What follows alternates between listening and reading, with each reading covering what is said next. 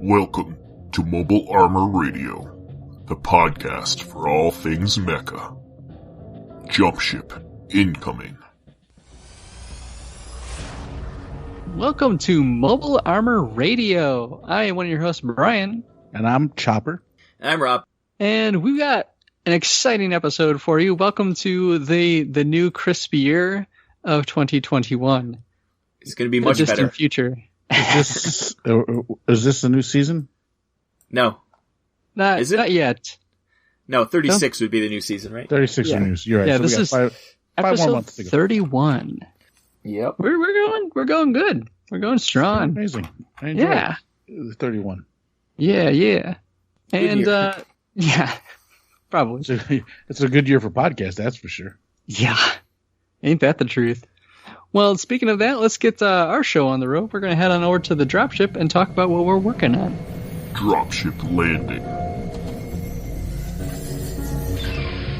All right, welcome to the Dropship. This is where we talk about our little hobby crafty time. That's where we're working on stuff. And I think I'm going to throw it over to Rob. What have you been working on lately? Is it because I'm the only one who actually does anything? Hey, stop it. Actually, I haven't done much. Feel like starting the year off strong, the right foot. There you go. Or the left foot, whichever's stronger. I haven't done much, but I have been 3D printing stuff. I did get, I always back stuff and do Patreons and stuff. So I have a lot of mechs to print.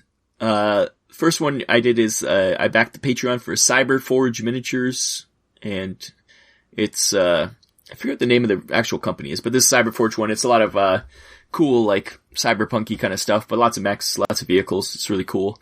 And I think it's like $10 a month, and you get a ton of models. So I've been doing those. Nice. And I also, I didn't back this one. It was a Kickstarter originally, but it never went through. It's the Tecco Toys. They're doing those mech, action figures kind of, that were large. Now they're doing these mini mechs. It's the same ones, but in less articulation and a little less detail, but they're 3D print files. And all the links will be in the show notes, but I've been printing those up, the mini mechs. And, how much, what's the size of those, you think? When they're finished, yeah. I would think about maybe 70 millimeter, but you can scale them, obviously. It's 3D printing. You can make them bigger. It's just the detail isn't as much. What's that in the United States height? You do miniatures. You know what miniatures are. I know, I'm messing around. It's probably, I don't know, 3 inches maybe. A little bit bigger. I don't know. We'll see. I haven't completed a whole minute one yet. I'm still printing. So can I interrupt you for just a second? No. On the Cyberforge minis. Yep. Are those the STLs? Have they been glitchy at all, or have they been pretty good? No, glitchy. No. Why? Have you had problems with STLs? Well, I've gotten some STLs and they've just had some glitches on them, and they lead to some bad prints. And then when they, but they've owned up to it, and they said, oh yeah, it was kind of a glitch, so we fixed the problem and now it should print fine. And it does when they fix it. Oh, is that some other company or was it this company? It was another company. This is Titan Forge Miniatures, by the way, who's the parent company. No, I've printed, they're fine. I haven't had an issue with any of them. I was just curious because it was a Patreon, not a Kickstarter. I think it's probably your fault, not theirs, but no, because they fessed up. Yeah, did they? They said the code was wrong and they fixed it. Oh, really? No, I haven't. I haven't had that issue. So the fixing it goes a long way. It does. Well, that's the best thing about these files. They just re-upload the correct file if they have an issue. So I think sometimes, I think I did back one Kickstarter a while ago that they uploaded the wrong file or something and they had to re-upload the file, and yet it was like an earlier version of it or something. But these guys so far, Titan Forge Miniatures, they've been around for a long time doing STLs, so I think they're pretty professional at it. They know what they're doing. This is their cyberpunk ones. It's pretty fun. Even for Christmas, they did a bunch of ornaments and stuff they gave away, which is fun. It was a good time. Yeah. So other than that, I think I've just been doing that. I haven't painted anything in forever. I have all my Battletech miniatures to paint. I even bought more paint. I just haven't got around to doing it. I don't know why. I haven't had to. Hey, I'll have lots of time now. I think I'm going to be in lockdown, so yeah. Lots of time to paint everything up. That'll be my New Year's resolution, is to paint something. That'll be mine too. It's good to have those. So that's all I've been doing. What about Pat? What have you been up to? Oh, not a whole lot. Also, it's just been working a lot of overtime again. Wife's been on the furlough, so I've just been kind of picking up extra shifts when I can, just to take up a little bit of a slack and stuff. I mean, but that being said, since she's home all the time, I've asked her to help me. If anyone knows my wife, she's a scenic set designer and she does great work. She's made these ridiculous cookies. Mm-hmm. Like she made a cuckoo clock out of gingerbread. She made a gingerbread cuckoo clock. It's weird. It's just strange. So, as last time we talked, I was going to try and work on. I wanted to make a Mazinger diorama. So I needed. So I went with her to give me a little bit of advice on how to get the building started and to make them look really good, like really crushed and cracked and things like that. So I've started on that end of the diorama itself. I haven't actually started working on the model. I figure like if I can get the base buildings done, then I will know how to position them when I get them there. So I've started 3D printing some windows and doors, and I've have stencils cut for the foam core to make the actual buildings and stuff. So it was her suggestion that I 3D print inserts for the windows so they'll look better. So instead of just cut squares. That way you can put little window dividers and all these other things and door jambs. So if you've seen any of her work too, she's made some really small, like she made a luthier shop. If anyone knows what a luthier is, it's a big guy who makes violins. Oh. Yeah, and she 3D printed bagels and it was crazy. Coffee mugs to sit on his desk. And that was, I would say it's less than 28 millimeter scale, right? Like it's small. Yeah, I think she was running 28 because was it 28? I mean the true 28, not the heroic 28, because they sit around the same size as the Dead Zone figs. Wow. Gotcha. Wow. So I've been working on that a little bit. Didn't get much work done on Devastator. He's still kind of in pieces and half painted.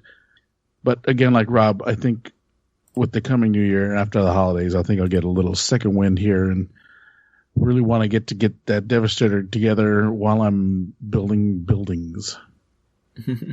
Yeah. Does that make sense?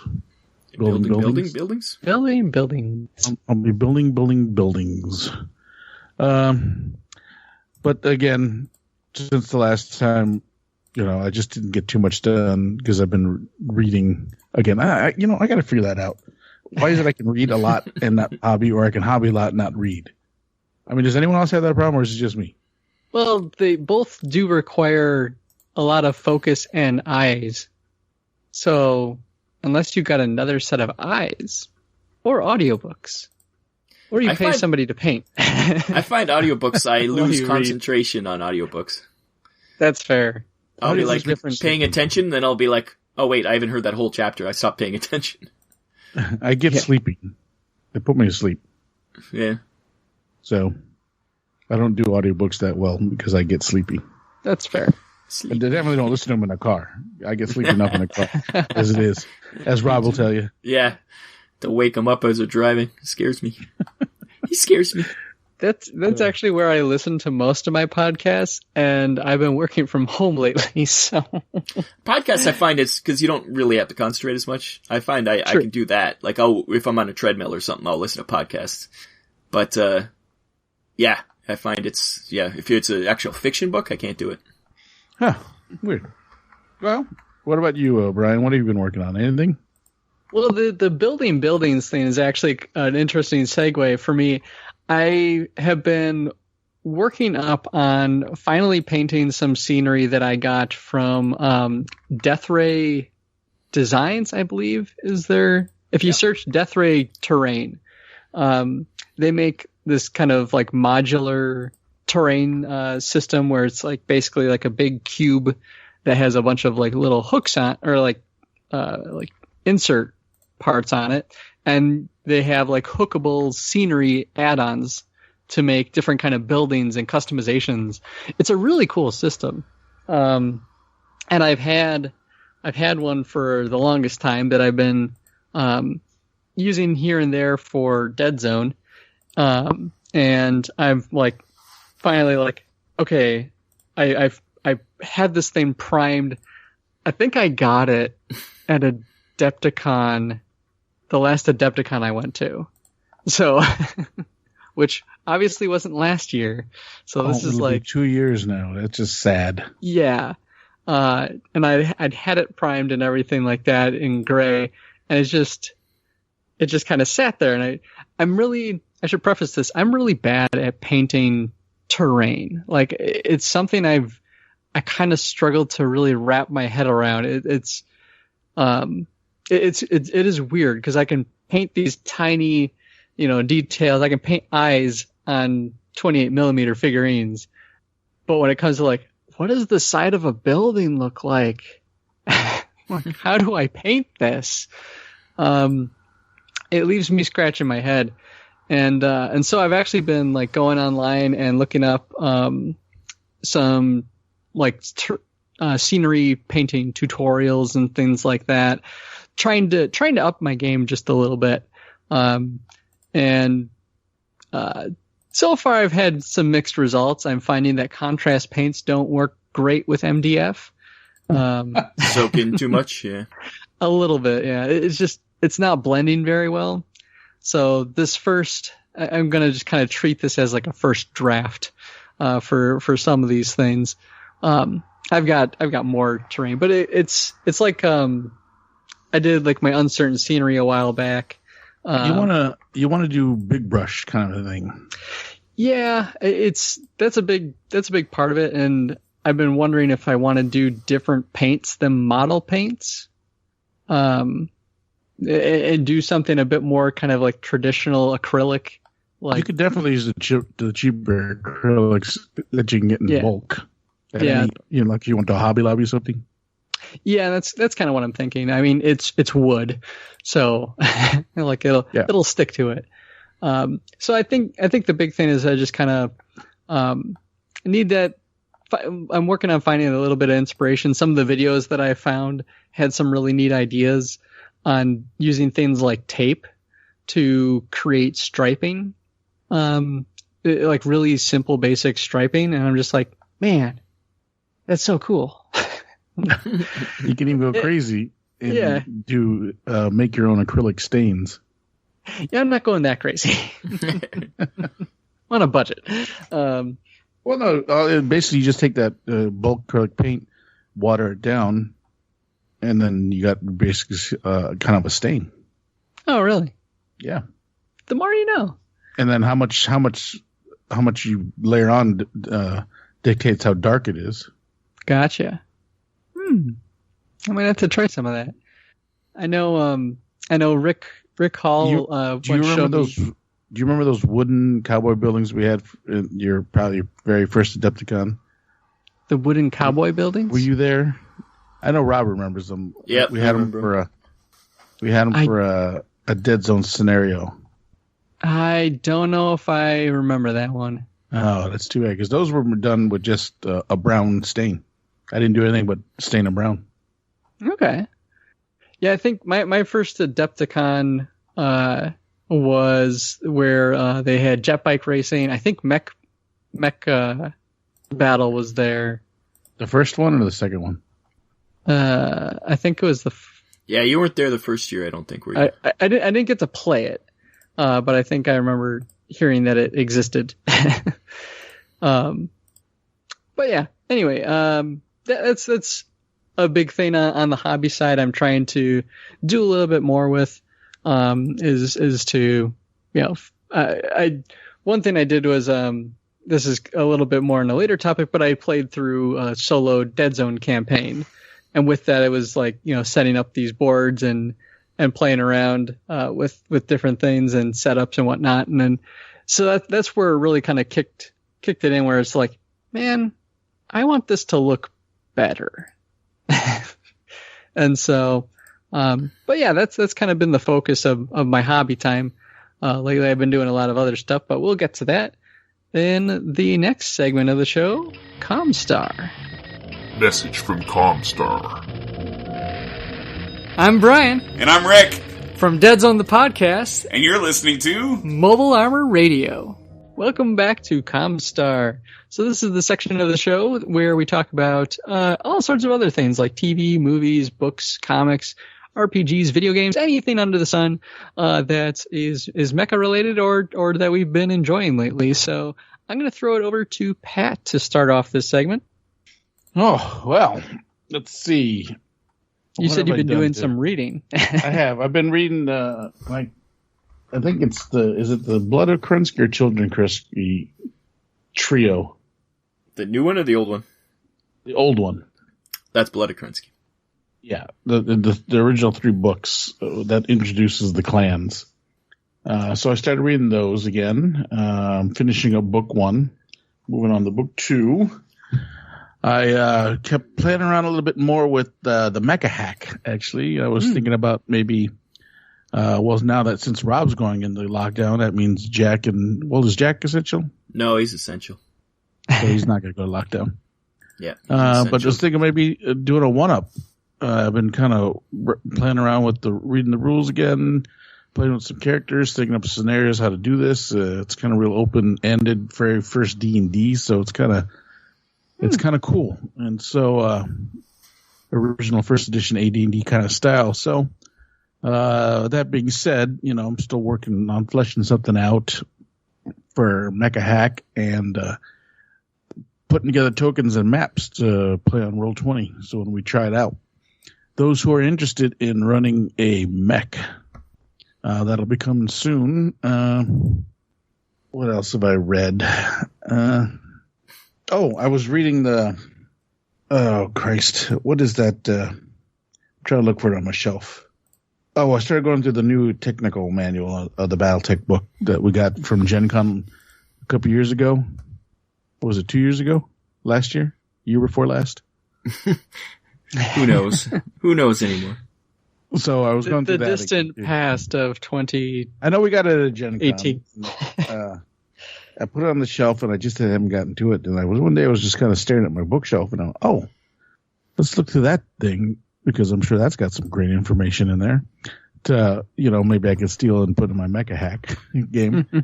So I started rifling through that book and it's got some really good stuff in there if you're really interested on the technical side of the Battletech mechs and stuff like that. So, I haven't watched anything though. I was trying to move on to the next Gundam series after Zeta, which is, I can't even remember now. Double Zeta? Which one? Is it 00 after Zeta? Double Zeta would be after Zeta. Yeah. Or as my friend Nick describes as Judo and the Junkyard Kids. Judo. So my next move into watching something would be probably Double Zeta, if that's the chronological order. It is indeed. So I think it goes that, then Shar's Counterattack, then Unicorn. Unicorn. I do love me some Shar's Counterattack, though. God, that's such a great thing. Mm-hmm. All right, bounce it back to you, Brian. Okay. I've for one thing, I finished playing the first Zone of the Enders game, which probably won't surprise many people as it is in fact very short. I think I even took a while to play it, where I'm trying to think if I broke double digits. It's a very short game. But it's a fun one. It holds up really well. I think the controls are just a little weird because it does weird things with like its auto lock and targeting and whatnot. But it does play more as kind of a longer demo with the game ultimately ending where it's like, here's a big bad. Oh no, it's not your time to fight this guy. And it's like, you'll face off each other many more times in the sequel. No, it's like leaves you hanging. Yeah. And, but it does have me excited for the second game, which is Zone of the Enders Second Runner, I believe, which I believe is the term they use for their pilots.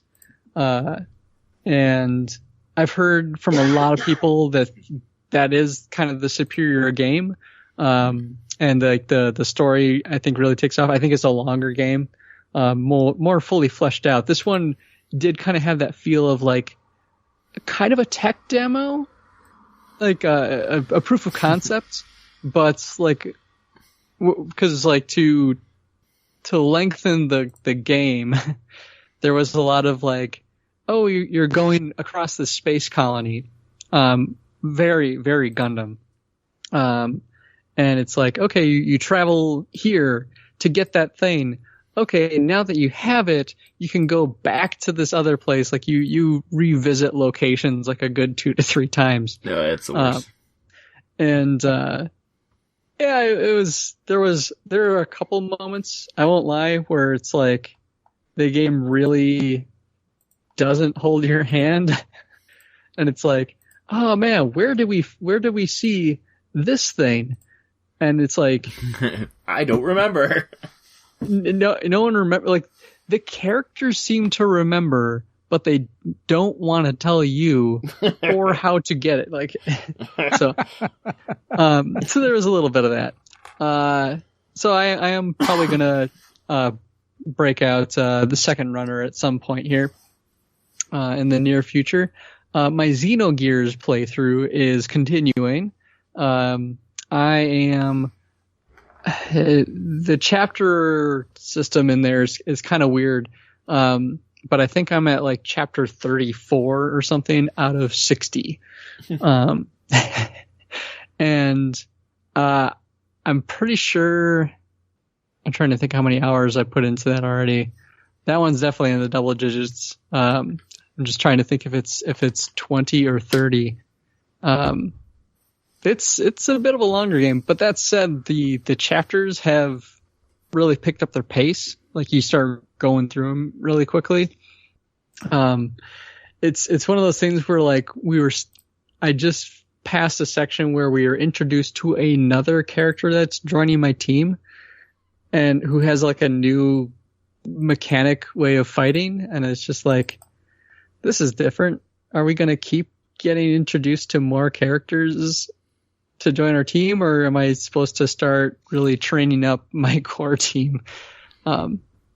It's been fun though. Like it's I'm glad I picked it back up. It's got that really fun retro blend of 2D and 3D. It's like 2D pixel art for the characters in a 3D environment. I thought you said 2D. Oh, yeah, 2-dimensional. But yeah, so that's kind of been the focus lately in my free time. I'm trying to think if there's much else on the Mecha side. No, I think that covers most of it. haven't really been watching anything too much lately. Apart from I have introduced my wife. Shouldn't say introduced, but she's seen a bunch of Star Wars now. She's never been a huge Star Wars fan, but she's never seen the original trilogy. And so that's actually one thing, even just this weekend, where we were watching, we watched A New Hope and Empire Strikes Back, following the finale of The Mandalorian. Oh yeah, she knew. She already knows about the father thing? The spoiler? Yeah. From it's been like 50 years. Some people don't know still because they really are so out of touch. Yeah. But it kind of was piggybacking on, we've been watching The Mandalorian, and I had been geeking out a little bit about the Clone Wars characters that had been showing up, and so we've been watching a bit of the Clone Wars as well. And so it's just kind of you're like, gonna have to go on the Rebels, and oh my god, you're uncroaking. Oh yeah, you have to watch Rebels. Has she watched Mandalorian? Yeah. Her so you're watching them out of order. It's like, wait, her whole family loves it, but she doesn't. her whole family loves The Mandalorian. She likes Mandalorian. It's kind of Star Wars in general that she's not big on sci-fi. Well, and so that helps. I have a lot of family members who are like that. Yeah, it's just one of those things. Is like, doesn't hate it, but it's like just doesn't appeal. And so that's been kind of fun to go through. My wife hates it, so you're one up.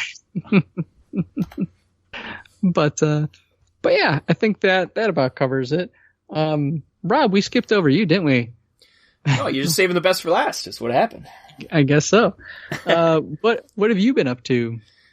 Well, I will mention the Mecha hack. The mission manual Kickstarter ended, and they ended up with 967 backers and almost $32,000. So that's pretty good for them. Good for them. Awesome. Yeah, so that was great. So yeah, we're definitely getting into that. It's a really fun system. If you haven't got it yet, it's available on Drive-Thru RPG. Drive-Thru RPG, and I think it's on their website, isn't it? Yeah, probably. But it's you can get the original Mecha hack for that, and then the mission manual is coming out soon because I think it's all written. He just has to put it together with all the new stuff he unlocked at the Kickstarter. So yeah, we're excited about that. Yeah, I guess there'll be new mechs and new abilities too, right? New pilots, new mechs, new modules, which are the things you add onto mechs, like weapon systems and other things.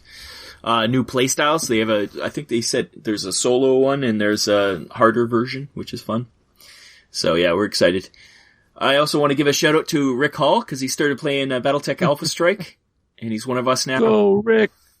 It's great. Yeah, he played with our buddy Josh, who's a big Kings of War and Battletech player. And there you go. So that's great. Those guys have been constantly trying to get me to play Battletech with them, but they're always playing Kings of War. They're like, we should play Battletech. I'm like, you guys are always playing Kings of War. So maybe you'll get to play sometime. And then Lockdown. Yeah. But you guys should play a game of Cav too, since you got all that stuff. I do, yeah. You need to do that. You need more time in life. Yes, that's a big factor. But Alpha Strike, as I understand, it's kind of a quicker paced version of Battletech. Would that be accurate to say?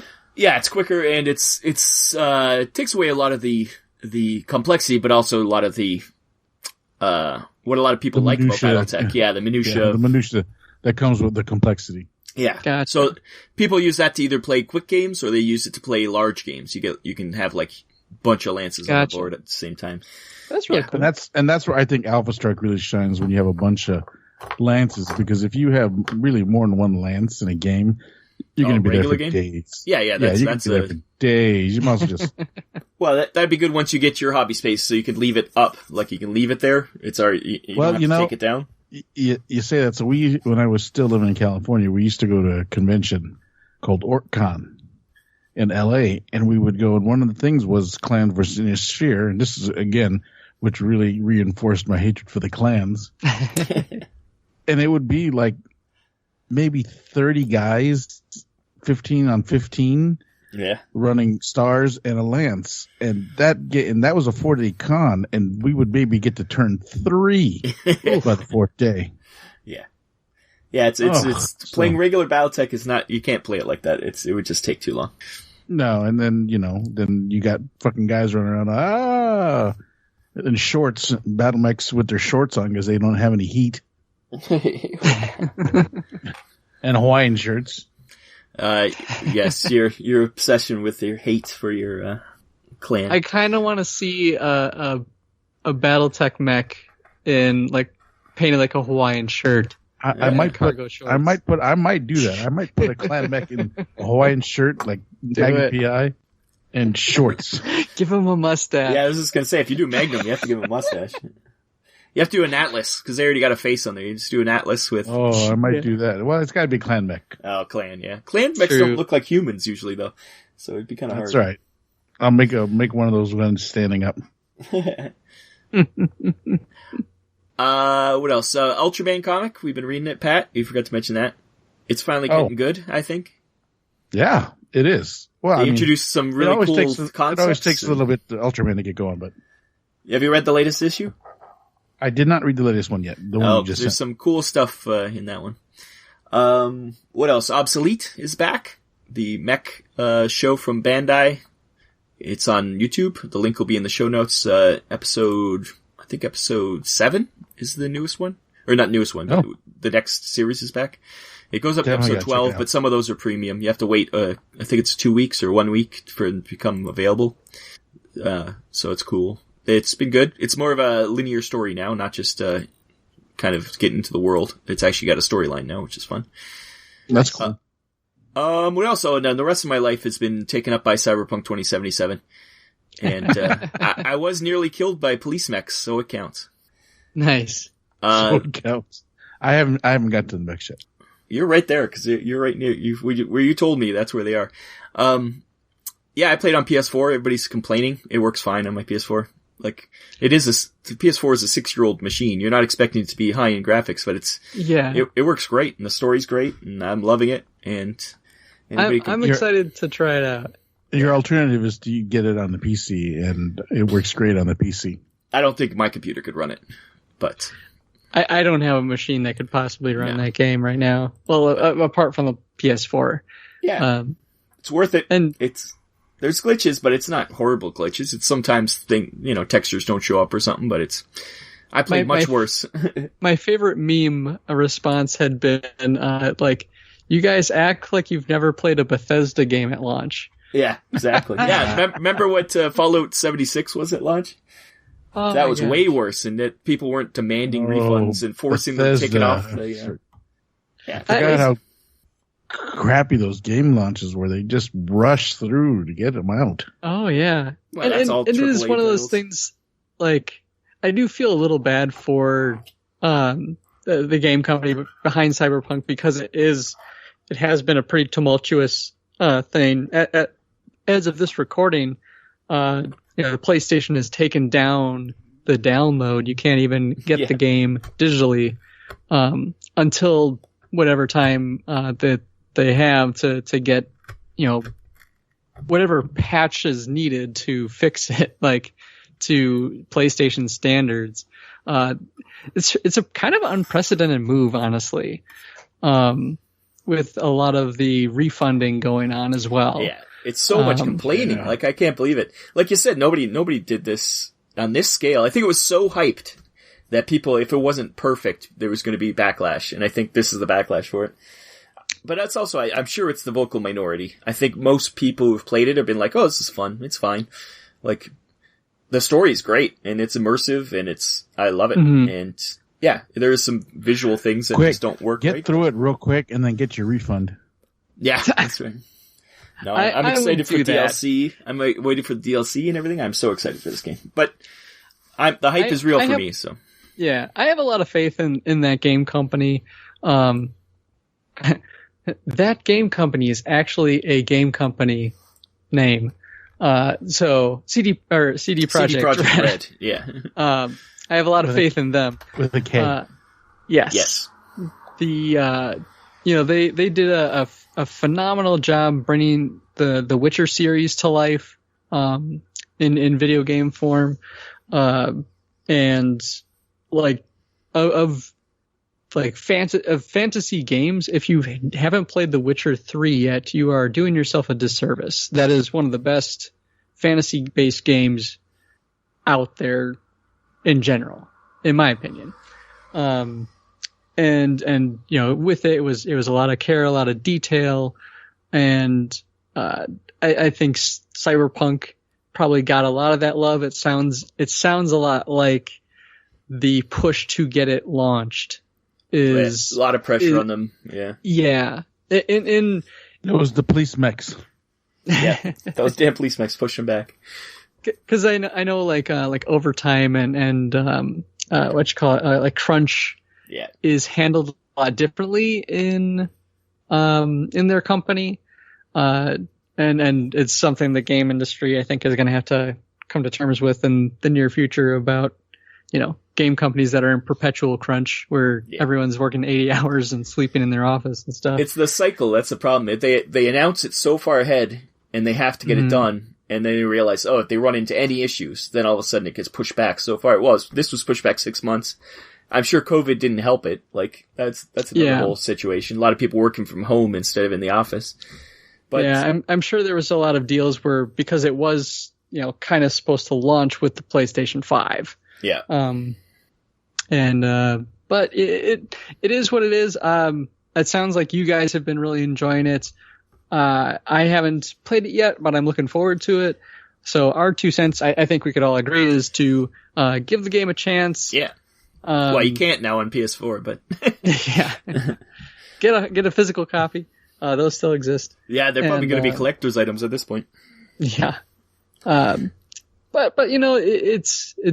the team behind that has got a lot of love. They've shown that in the past, and so I think it's just kind of my opinion, but I think if you stick with them and kind of stay there and support them, that trust will be rewarded. And they at first everybody was yelling at them because they were putting all through their developers through this crunch, and they weren't paying them extra and stuff. But then when the game released and it was sold like billions of dollars, they said they're all getting their bonuses and everything. So now there's always refunds. We'll see what happens, but I'm curious to see how many people are actually going to refund it. I'm sure there'll be a percentage, but I bet it's not a large percentage. I think most people will be like, I'm just going to play it, and it'll get patched eventually if I really care that much. My second playthrough, I'm sure it'll be better than my first playthrough, but I don't care. I'm telling you, it's not unplayable. It's not. I've played games that are unplayable. Like I've got PC games that I've just not been able to play. This is not unplayable. It's just once in a blue moon, it's like a weird glitch. But I haven't had any glitches that have made me not be able to progress. Some people have, I guess, but I've never run into that. And yeah, so I'm pretty happy. I hang out in the indie game dev scene. Yeah. And yeah, I've played some really unplayable games. Yeah, I think it was just the hype. It's just, once again, the hype was so high. Like, I think it won, like, Game of the Year before it was even out, which is like, you can't do that. And these people these people are, you can't put that much pressure on I'm sure it's not a huge company either. It's not, CD Projekt Red isn't Microsoft, They're just No. I think they're Polish or Czech or something like that. They're Polish, yeah. It's a Polish company. I'm trying to remember the head count on that. I think they've 7. I'm trying to remember if it was in the hundreds. Yeah, I think it was like a couple hundred or something like that. I think it's just a couple 7 hundred. And a French bulldog. What's it doing in Poland? That's the question. That's the crazy question. Is that what Johnny Silverhand's really singing about? Yeah. But the black dog is a French bulldog. But we digress. We've got a really awesome MechBay Hanger ahead of us. Yes, we've talked too long. We've talked a long time, and we're about to talk some more. Let's get to him. Yeah. So we have a very special interview with Brent Evans, the senior art director at Catalyst Games, and let's sit down and listen to that. Now entering the MechBay Hanger. All right. Today, guys, we have a special guest joining us on Mobile Arm Radio. And it's not Rob. It's Mr. Brent Evans, the Senior Art Director for Catalyst Games. How you doing, Brent? I'm doing good. If it'll help, I can pretend to be Rob. No, well, I think we can have more here from you than Rob. Okay. Ouch. Yeah. Oh, Brent's got all the cool info. That's true. I know nothing. So. Yeah, that's true. I know more stuff. That's that right. Is true. So at the senior art director then at Catalyst Games, Brent, then you are kind of in charge of all the art for Shadowrun and Battletech and all that stuff? Yeah, all visuals for everything, including all of the international licenses. It's a pretty awesome amount of stuff I get to dangle my fingers in. But yeah, so if there's a picture of it and it comes from the games, then that was me and my team. Yeah, you got to pick all the cool pictures of that everybody gets submitted in there. Oh yeah, everything. In fact, one of the funnest things is that really it's less about picking the pictures.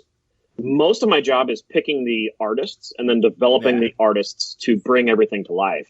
The pictures just kind of happen after the fact, and sometimes you total home run, and sometimes you're like, wow, we struck out on that one.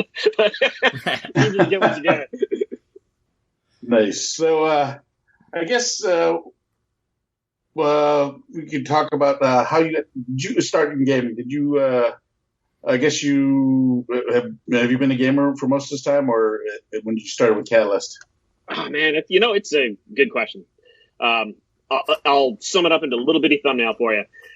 I became a professional illustrator in the 80s back when I was a teenager, still in high school. And I illustrated professionally by night through college. And then, after high school and college, I was an executive and continued to illustrate by night. Corporate by day, illustrator by night. Had a lot of fun, drew comics through the 90s and stuff. I was always drawing, always freelancing and stuff. So by the time I came about to Battletech, I was a freelancer for 20 years. Oh, wow. So yeah, one of those corporate jobs was working in wireless as the wireless phone industry was launching. And so I was working, swing shift overnight, total graveyard, ran out of I finished my book at like 2:30 in the morning. I'm like, okay, I'm bored out of my mind. Anybody got a book to read? And of course, one of my best friends, he's like, dude, I've got a book you got to read. And he hands me Blood Legacy. Oh, nice.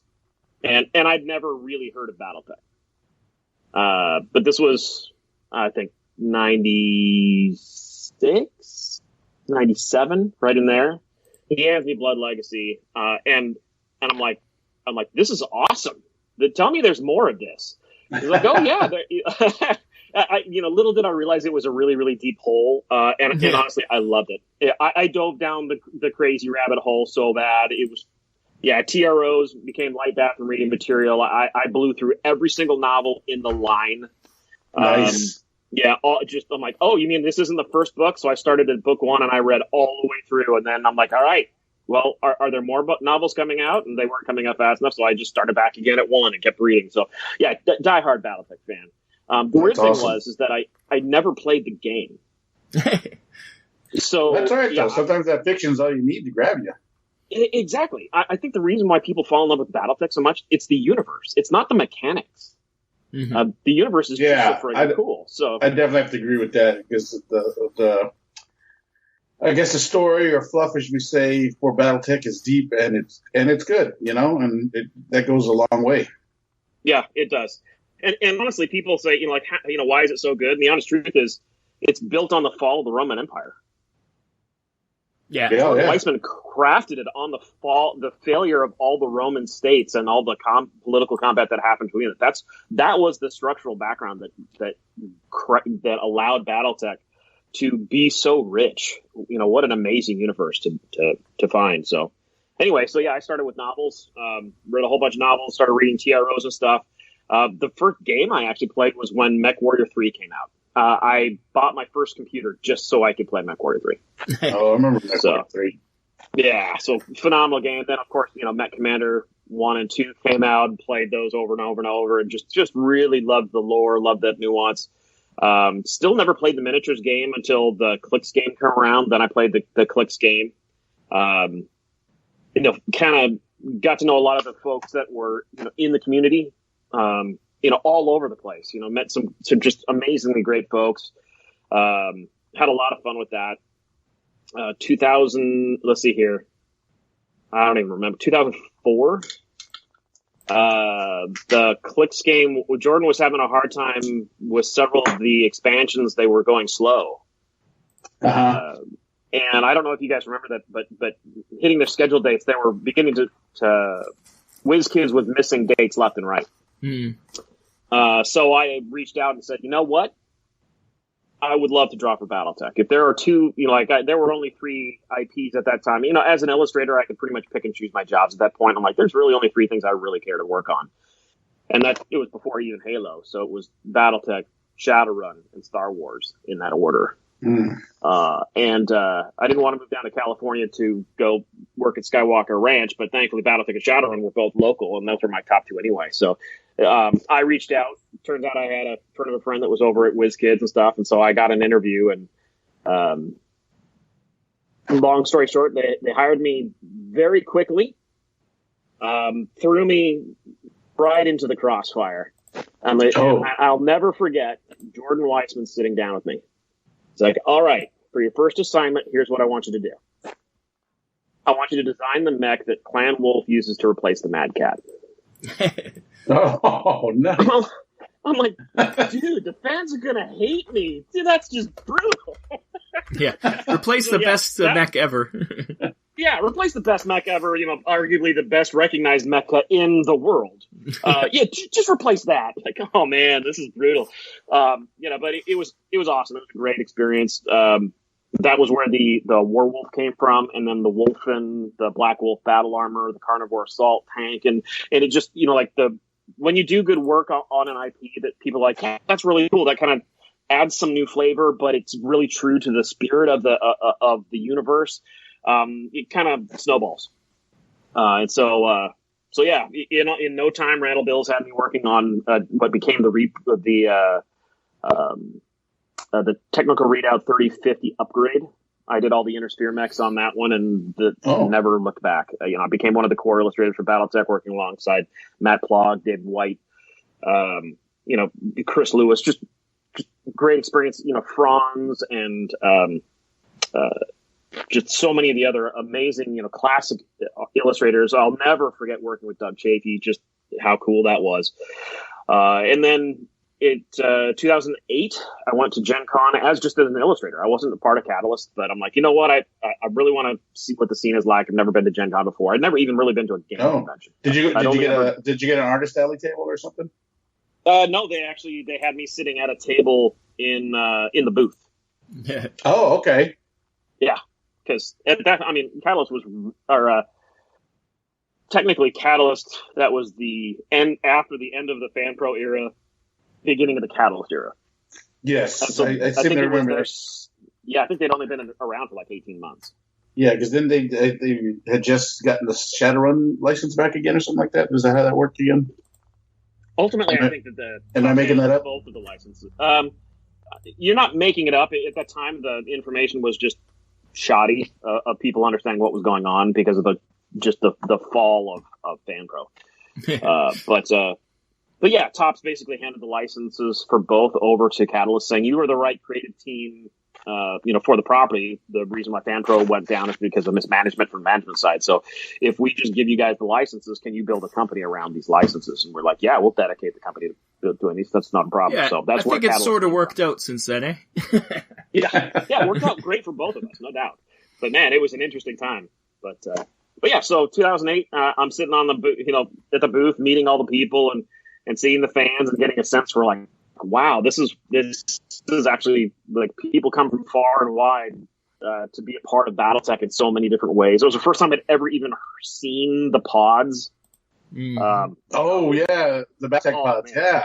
Oh, so cool.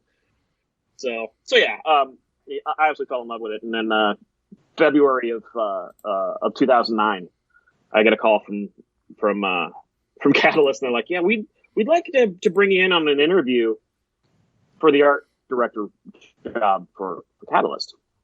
Now, just to paint the scene, most people don't like think of those dates and instantly equate them to what was going on in the economy.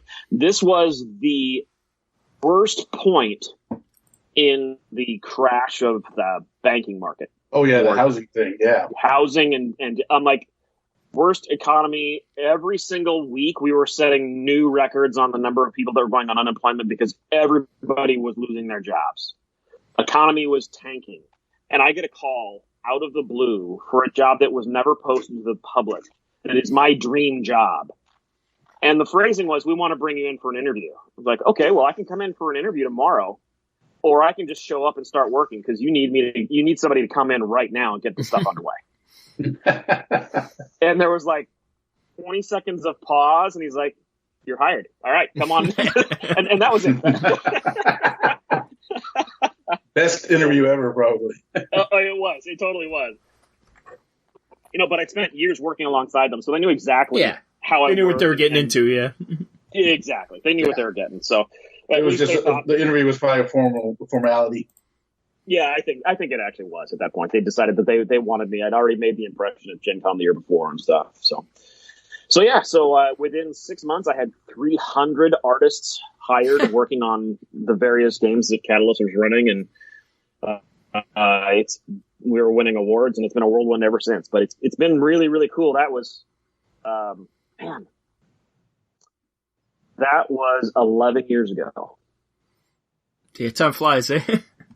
Yeah, like what a crazy period of time. So, yeah, awesome stuff. Seeing just the evolution of the industry as a whole. I mean, in that period of time, like that was a period of time where the common way for people to buy books was to go to Borders Books or Barnes and Noble. When was the last time you stepped foot in a bookstore? Honestly, probably before the pandemic, because I actually like going to bookstores. But I'm old. I'm from that generation of bookstore. Yeah. Now, do you go to like a bookstore, or do you go to a gaming store? I'll go to a bookstore. Like I'll go to. There's a couple. I live in Chicago, so there's a couple actual real bookstores in the city. Nice. And there actually happens to be a bookstore I like to go to right next to a record store. So, that's awesome. I knock out two purchases or two trips with one trip. I will say, awesome. I haven't been in a bookstore in about 20 years, though, so I think I'm more the... it's all online shopping, or, that's the way to go now. Yeah, it's just the whole industry itself has changed and evolved and stuff. So, but anyway, that's where all this stuff came about, and here I am. That's awesome, man. Yeah. And so, then I guess now... So we're clear, along the way, I did learn to play the game. So. I figured you did. Just for those hardcore fans who... I figured once you learned how to play the Quicks game, it was just a matter of the next step moving into the actual miniature game. Yeah, I had to convince my player group to switch game systems. But once they stopped making the Clicks minis, it became a much easier argument. I have to ask, again, I have to ask this question because I always do. And I think Rob knows what I'm going to say. And I kind of think I know what your answer is. Are you Intersphere or Clan? You know, that is a great question. As a fan, I don't have a preference. I love both.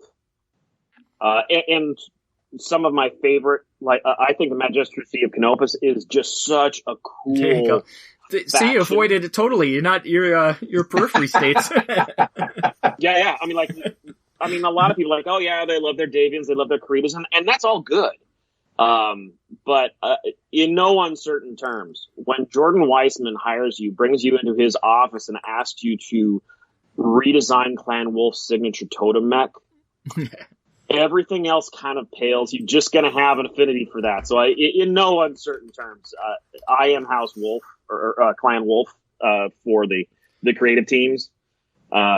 And it turns out they don't like the way that we negotiate things because they always disagree because they tend to be Intersphere houses. But I usually win anyway, and that's the way it works. But yeah. So my favorite factions. It's funny because Randall Bills asked me this yesterday. I'm like, what do you need it for? I don't even care. Here you go. But yeah, honestly, I think that the Ghost Bear Dominion is such a cool faction in the current part of where we are in the timeline because they are a fused hybrid that is working. And just think about how unusual that is. I think definitely. I love that at this point in time in the timeline where we are, just knowing full well that in universe, the various factions are moving in on Terra. We know that there's going to be a massive battle for Terra. Oh yeah. I think it is so cool. Very excited. Oh yeah, definitely. But one of the coolest things for me is that it's not Krita, it's not Davian as the two debutantes that win the ball every year. No, House Lao is actually the strongest Intersphere house. And they're the ones that are the biggest threat.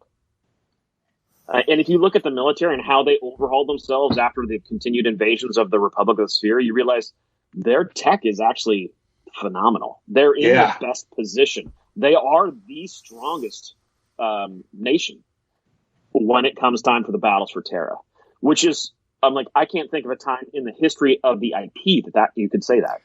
Well, that's the beauty of the current timeline. Before, when the Jihad happened in the Dark Ages, it kind of seemed like it just wanted to reset to the beginning with just somewhat extra factions. But now it seems like they're actually progressing the storyline with. It's actually changed a lot, where before it was kind of like, oh, everything's kind of reset. Now it's like, no, this is expanding, everything's changed. Like, it's totally different than from 3025 or 3050. It's like a totally new world we're dealing with now, which is great. That's what you want out of long-lasting, it's been going, I don't know, the history goes back hundreds of years, but the actual play history has been at least like 150 years of game time, which is great.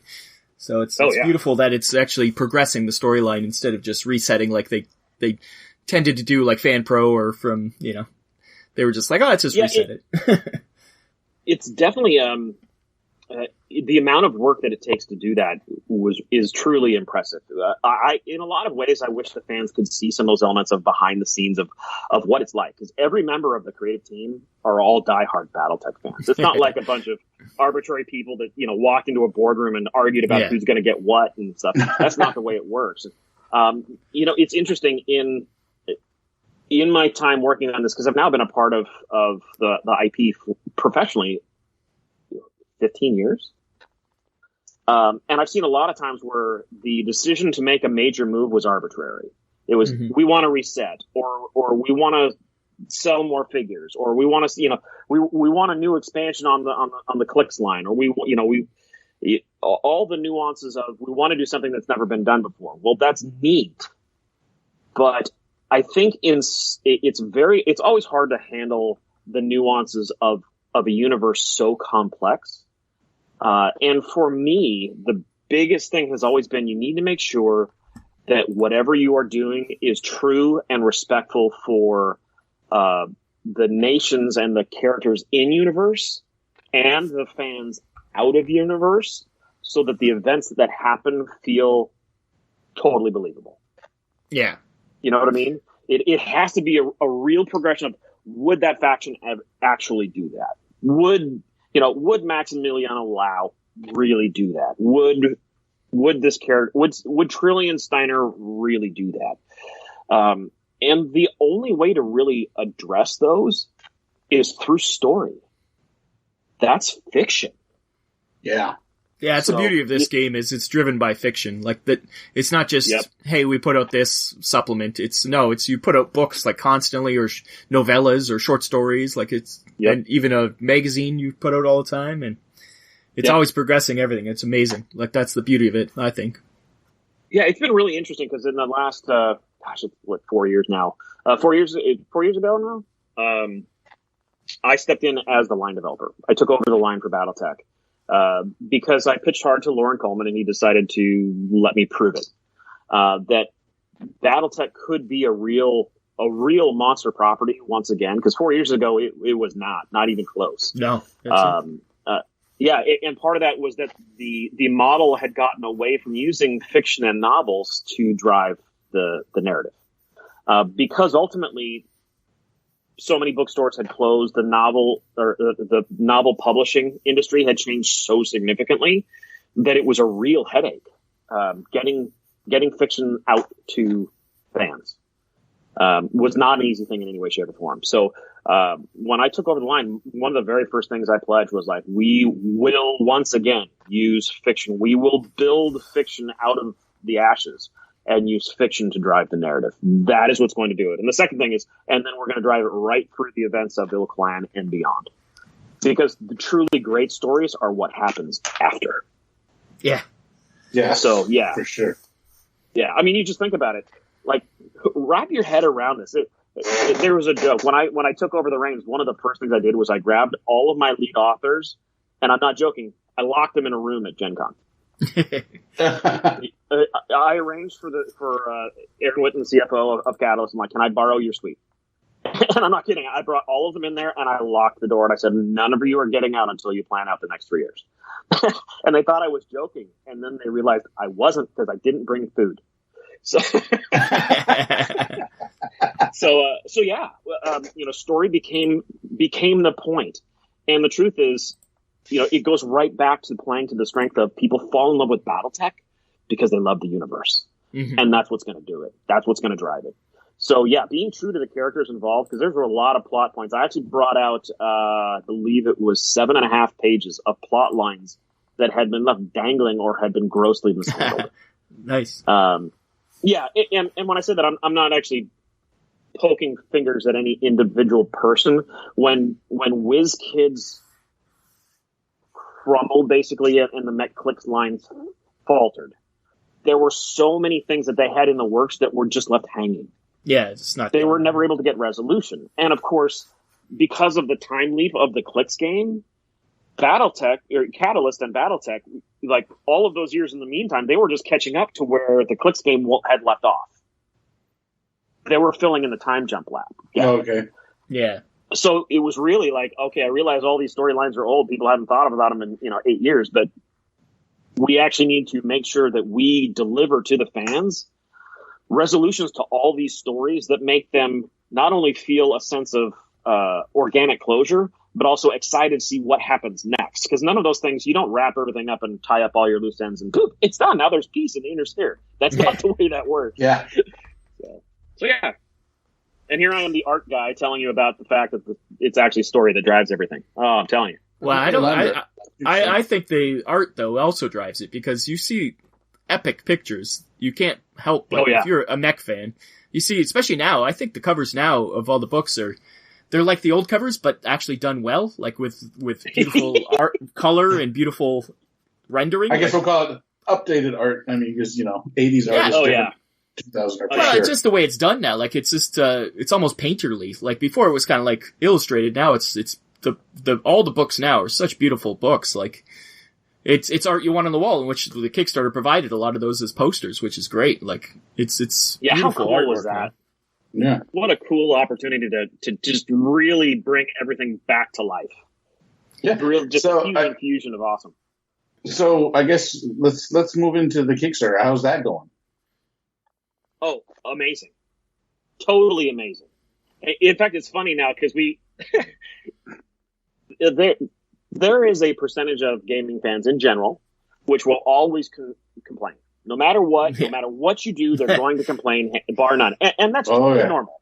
Yeah. The thing is like when you're behind the scenes on the creative team, you're actually always watching to see what they complain about. Yeah, if all of a sudden you hear the same complaint over and over again, it's not just fake, it's some real problem, right? That's part of it, but that's actually usually not it. It's that they're going to complain no matter what, but if that's the biggest complaint that you've got, we're doing good. Yeah, that's what I mean?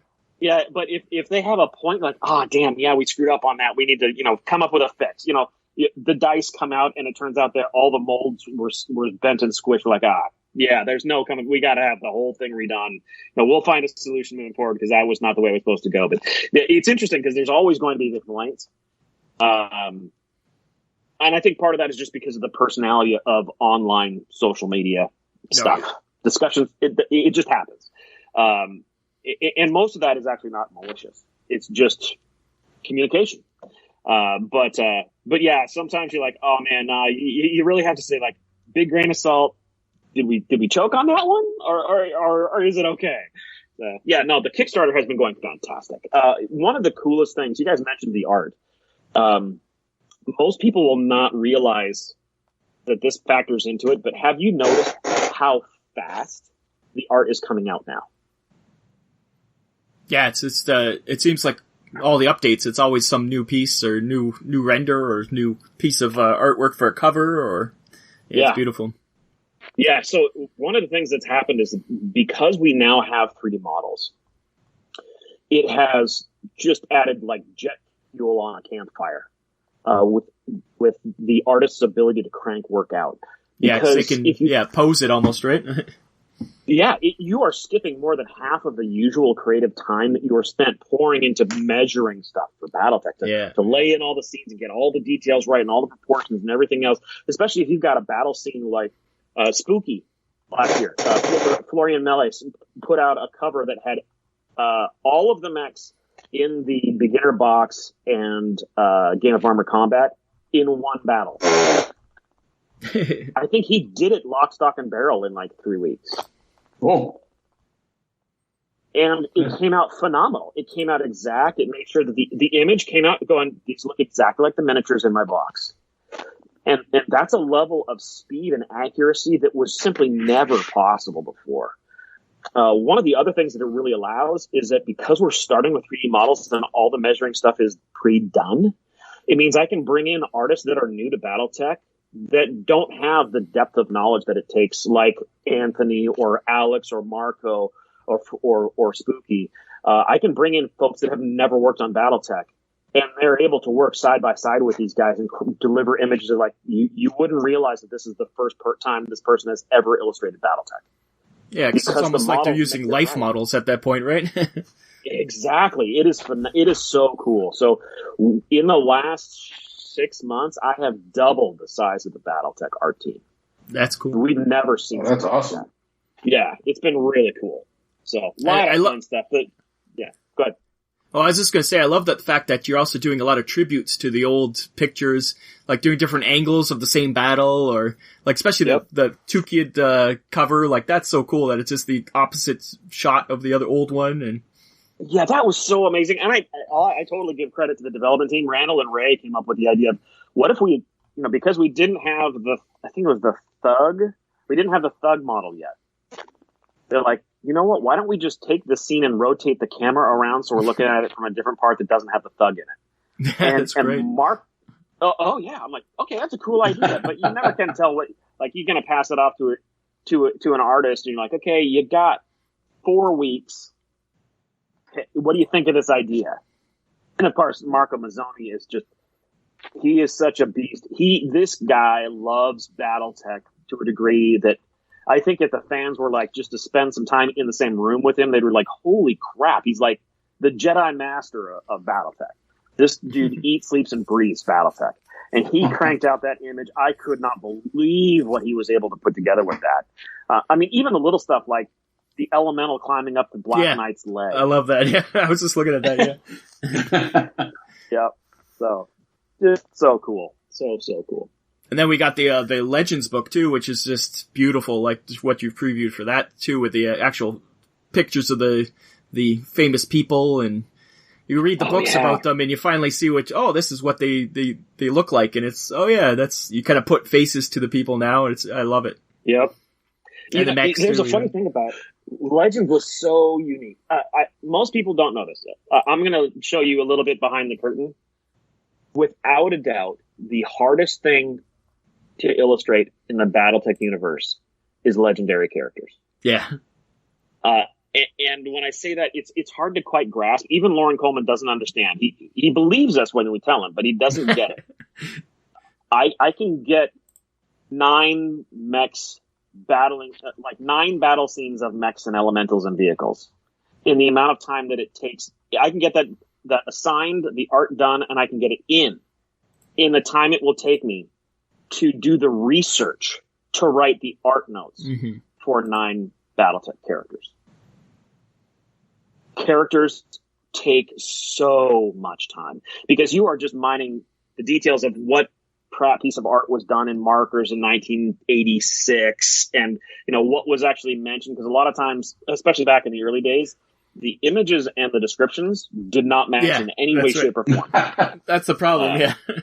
Yeah. So I'm like, so many things. I mean, even major things like prior to me becoming the art director, the Canopians were never shown as anything other than white people. Yeah. Except that they're all black. Yeah. They're all of African descent. They all have dark skin and all should have black features and curly hair and stuff. And I don't mean that as a cultural thing. I mean, like genetic legacy for like where they came from. That's where they came. And like depicting the universe correctly means, let's be honest, let's show the people as they were. So it was interesting when Harebrained Schemes came out with their Battletech game. They actually got a whole bunch of flack online for not having any white characters. As if that was an arbitrary thing. Right. It wasn't in that part of space. Jordan had all the homework done. That was not colonized by Caucasian people. That was colonized by people of these various dark-skinned nations. So I actually was impressed that they were true to the reference. I'm actually proud of myself that I never even noticed. So that's I was thinking the same thing too. Yeah. For what it's worth, I didn't either. It wasn't until they said that, and I went like, really? And I'm going back all the way to like the initial concept sketches and stuff. Like, what was in there? Oh yeah, look at that. So yeah, and I love that. That's one of those things where the universe itself is so rich that it's accessible to everyone. Yeah. There's a place for everybody. There's storylines for everybody. There's heroes. There's villains for everybody. I love that stuff. But yeah. So Legends, the upcoming Legends book. Wait till you guys get that thing in your hands. We have never produced a book like that. Yeah, I think I'm most excited about that book, actually. It's, out of all the things coming, all the beautiful miniatures and everything, that book has me most excited. I love the idea of it, and just what the previews just showed so far. I'm so excited to read it. Yep. I'm excited for you to guys read it. I'm excited for you guys to see the art. The body of work on that, like in a normal Battletech book, you'll have somewhere between 25 and 35 illustrations. That's a month and a half's solid work. Legends alone, which, by the way, happened on top of all the other stuff we were sending to print for Wave 2. Legends had 113 illustrations. Wow. It was 5 times the size of a normal Battletech product in terms of art generation. So it was a beast. The art core pulled out all the stops I couldn't believe. And on top of all of it, we had one artist within a 5-day period of time. He actually was the one artist that got all of his illustrations done early. His computer crashed. Oh, no. He lost every illustration, and then his mom died of COVID. Oh, Jesus. And I'm like, dude, what do you need? At that point, like, screw deadlines. What do you need as a human being? He's like, I really just need to bury myself in work so I'm not paying attention to everything else that's going on. So my new hard drive comes in 2 days. Can I try to hit my deadline? I'm like, dude, you can keep every illustration you want. You just let me know any step along. But yeah, he worked like a dog around the clock for, I think it was 11 days straight to crank out all the illustrations. And he hit it. Man. Yeah, I mean, just a total trooper. And once again, it just shows the dedication and the love that people have for this universe, even if it's to distract yourself from something else. But yeah, it was just his work is phenomenal. Yeah, it's just been so exciting with the things that have been happening on the art side of the house and all the visuals and things of what the evolutions from the Kickstarter is giving us essentially 92 3D models. The amount of things that the creative team can do with 92 functional 3D models is going to we're going to be laying the groundwork and doing a decades more work of Battletech out of this stuff. It's that's huge. A lot of mechs. Yeah, huge library of mechs. Then since we're talking 3D models, let's kind of segue into the plastic model line that I'm hearing a little bit about. Absolutely. Yeah, this is something that was really cool. Most people don't know this, but Blaine and I had actually started the company prior to me stepping in as the line developer of Battletech.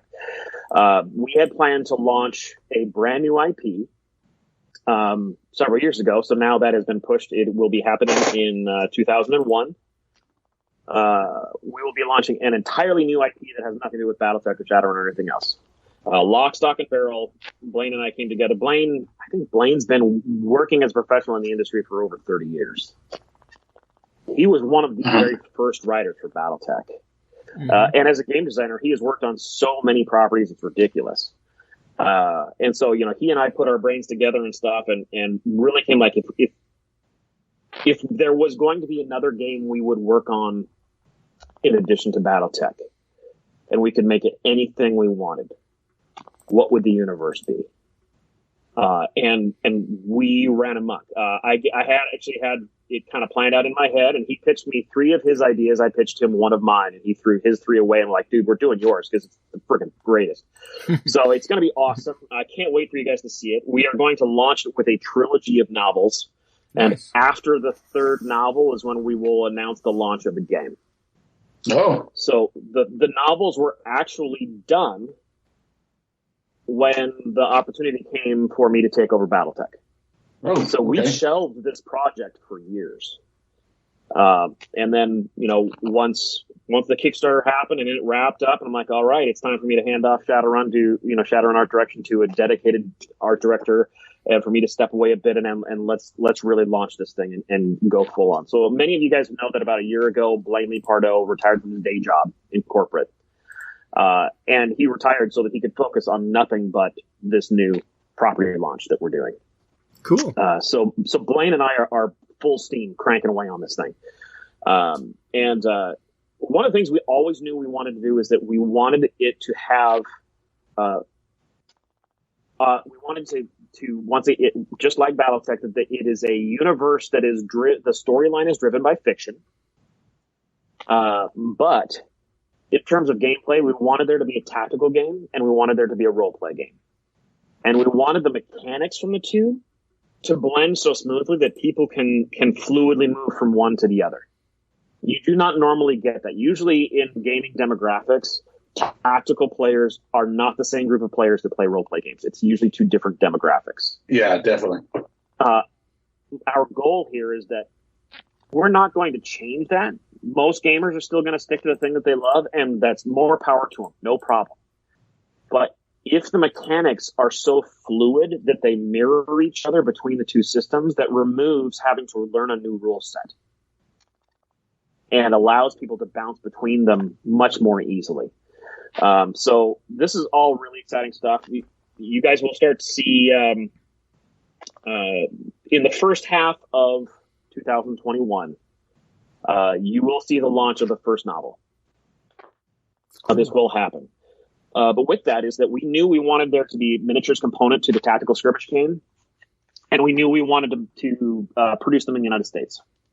There really is no company that produces plastics in the United States for other companies. There are companies that do it for themselves, but it's a very small. I think there are 3, but nobody does it for other companies. Believe me, Catalyst has tried. We tried to hire everybody, but ultimately, Catalyst had to go to China for plastic miniatures production for Battletech because there were no options in the United States. It doesn't exist. That entire industry died. So we knew we were going to be building from scratch. We knew going to be, going all the way. Let's start from the beginning. And at that point, you just know you're running through a minefield. We're going to hit the mines. We're going to, eat shit. We're going to take it right to the face a few times. Some stuff is going to happen, but we're going to figure this out because we want to do this. Because having a plastics company, not only that can do our own, but that can also work with other game companies within the United States market to help produce and launch IPs. That's something that does not exist, and it should. Yeah, especially since it's over-reliance on the Chinese market when delays happen constantly, and you never know what's happening. Like, it's great to be able to have a little bit more control over that, and it sounds, that's great. Oh, yeah, and it's not even just a little bit more control. Most people don't quite realize just how abusive the Chinese companies are to non-Chinese companies. It is. Oh, yeah. We have seen. I have a fair inkling. Yeah, so it's tough. Yeah, from other Kickstarters, you just see it. Yeah. Yeah. Oh yeah. Yeah. Definitely. So Blaine and I knew we were going to do it. Yeah. Do we? Oh, go ahead. I mean, just you were talking about plastic and Battletech plastics. Will we be seeing more plastic Battletech models then? I personally hope so. So. The interesting thing here is that, Blaine and I, we're great at art. We're great at fiction. Plastics is totally new. But between the two of us together, we couldn't have pulled off plastics productions in any way, shape, or form by ourselves. And that's where Kevin Hughes comes in. You guys remember when I organized the launch for the Game of Armor Combat, the new Game of Armor Combat and the beginner box stuff? Mm-hmm. We had at Gen Con, and then the following conventions, we had an 8-foot tall awesome statue. You guys remember that? Oh yeah, I remember that one. Oh yeah. So that was actually created by one of our demo agents in his garage. Oh geez. Oh yeah. And you're like, okay, well that's impressive, but most people don't quite grasp just how impressive an endeavor this was. This is somebody who has worked on Mars landers. Nice. He has a CNC machine in his garage. That's how he did it in his garage. This thing was a monster. Just the raw materials were $15,000. Wow. Yeah.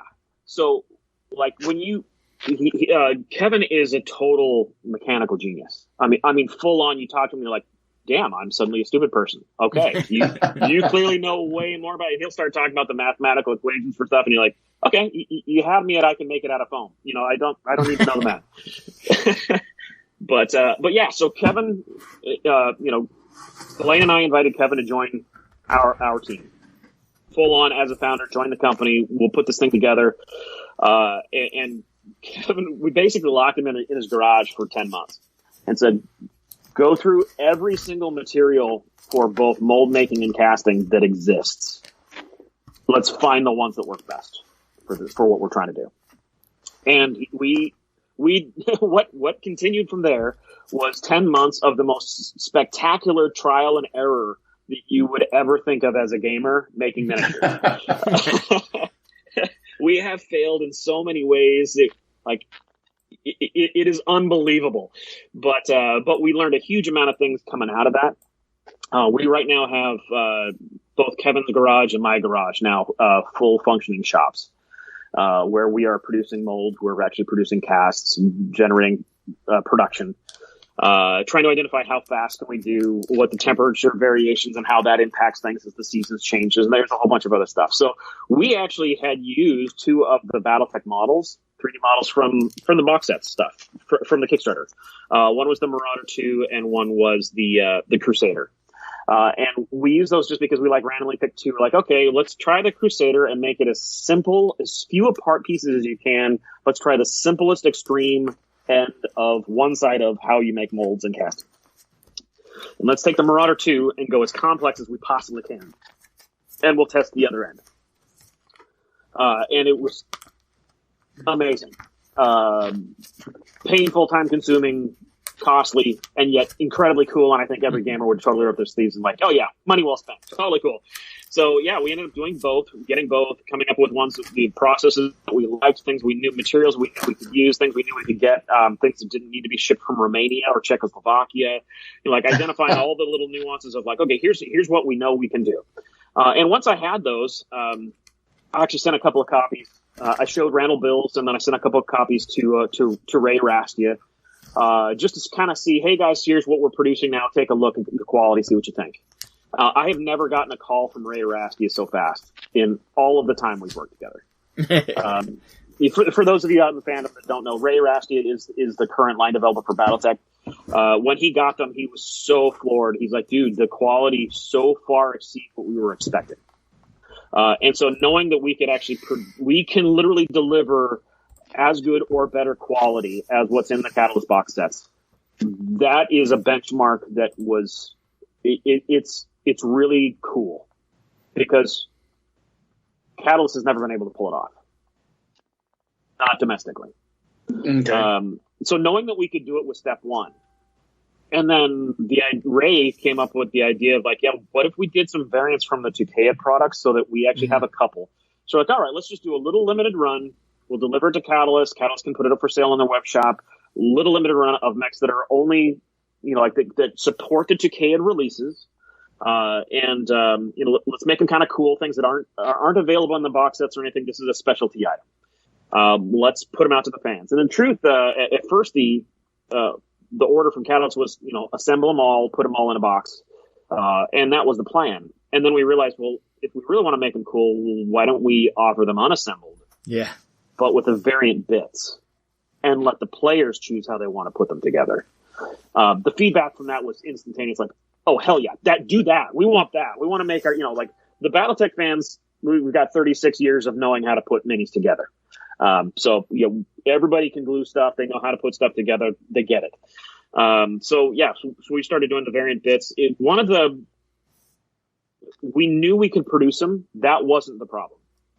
One of the problem is that the models for Battletech that were done for the Clan Kickstarter, those are great. Those are really, really great for illustrating from.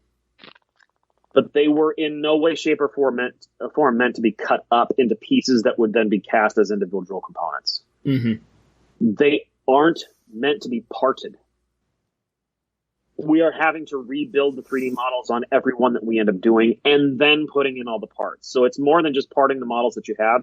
You almost have to take those in and start from scratch, remodel everything, and then do it. So it's been an interesting learning curve because we didn't realize that would be the case. We thought there would be, because there are software programs out there that can convert files. And we thought that that would work at a quality level that would be adequate. And it turns out that stuff does work, but it's requiring the computer program to make creative decisions on what stuff should look like. It ends up filling in a lot of spaces that you need not to get filled. So it turns out like that's the only reason why you two aren't literally holding miniatures in your hand right now. Is just like, okay, that process is taking longer than we expected. We have to rebuild that and stuff, but that's all going. So you'll see the Toucan's miniatures going out. Here should be Q1 through Catalyst, no problem. And honestly, I think you guys are really going to like what you get. I don't think nobody's, just so we're clear, do not expect Games Workshop level quality miniatures to come out of this box. You don't actually want that. Because that would because then that box set was expensive too. Yeah, so and they break the moment you look at them. Yeah, but oh man, they're so beautiful. Games Workshop puts out amazingly gorgeous miniatures, but let's be really candid. That's the fastest way to multiply the cost of miniatures by 5. Oh, 100%. Yeah, people think, oh yeah, maybe $1 or $2 more. No. Like that process is so much more expensive. It's a magnitude bigger. So, I think what you're going to find is that these miniatures are going to come out. They're going to be cool. They're going to be specialty. I actually expect that they will cost more than Ironwood Metals miniatures, but ultimately that's Catalyst's call on what they price them at. That's their job at this point. Just like if you were a t-shirt company producing t-shirts for a Catalyst order. That's functionally what we are. So Catalyst is making the decisions on how they're doing stuff. We can make recommendations, but Catalyst will do what they want. But yeah, so Blaine and I we're working on this, and hopefully the Toucan releases will prove the concept, and that this will be something that we're able to continue to support and do as the Battletech line continues to launch on new products, new events, new things in universe, so that regularly over the coming years, you'll be able to have things that come out. Because if this works as we expect it, we should be able to go from raw models to having the miniatures delivered and ready to be shipped in a month. Nice. Oh, if we can pull that off, that means that every time there's a really cool, hot, big new release for Battletech, there can be a miniature or two available for fans on the specialty market for variants that are unique, that have never been seen anywhere else. So yeah, it's a really cool concept. Ultimately, it's not going to be a huge moneymaker for Blaine and I's new company. The company's called Creative Juggernaut. And it's not going to be a huge moneymaker for us, but it's a great way for us to pressure test the systems as we try new things. Yeah. And it doesn't hurt. We love Battletech. We love being able to be part and be supported. And the awareness from the Battletech fans on what we're doing with miniatures, certainly not going to hurt. So, yeah. Yeah, they'll follow you to your new venture, too. So I really hope so. And I hope that they follow us because they see what we're doing and I think it looks so cool. They're like, yeah, I got to check that out. That looks cool. Exactly. Plus, all this is a custom. Can you say if it will have mechs? Can I say if it will have mechs? That's a good question. Nobody's asked me that yet. I can say that it will have Mecha. How's that's that? perfect. Even better. Because then we would we'd love we'll be talking to you again. When you're ready to make this announcement, we would love to have you on again. Oh, absolutely. Absolutely. And when we make the announcement, we'll be announcing it as launching the first Kickstarter for the first novel. And it's going to be an escalating series of little Kickstarters. Nice. I don't know if you guys noticed. A few months back, Blaine and I put out a drinking game. We turned the presidential debates into a drinking game. And we ran that through a Kickstarter. And one of the coolest things that we did is that we're like, okay, we think we can run a Kickstarter and deliver to the fans in under 45 days. That's amazing turnaround, yeah. That's a good one. Yep. And we did it. It was a little Kickstarter. Don't get me wrong. It was a little Kickstarter, but the big part of that is you solidify all your files, you get everything finished, and you get all your agreements in order in advance. And so we did everything through drive-through cards.